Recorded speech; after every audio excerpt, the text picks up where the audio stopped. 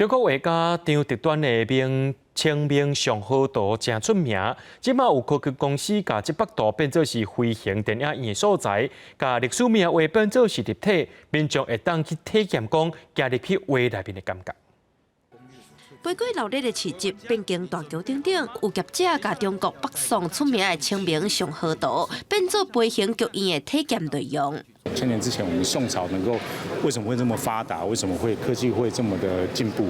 让这些历史的一些进步的一些知识，能够透过这样的方式体验沉浸式的体验，传达给这些孩子们或者是学生们这样。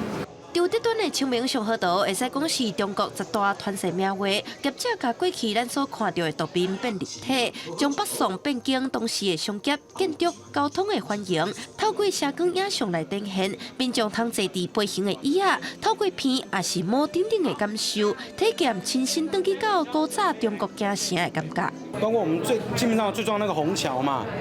那个包括虹桥下面有一艘船差点卡住啦，那个都是《清明上河图》里面的经典，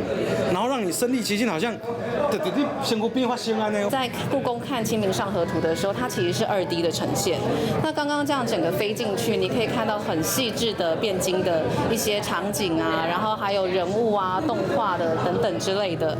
民众嘛通换古装享受春月，业者表示会经清明上河图做飞行剧院，上主要嘛有教育的意义。这个下晡的清明上河图剧场，一届全长是20分钟，对即马开始开放到明年2月。记者陈立福台北北仓报道。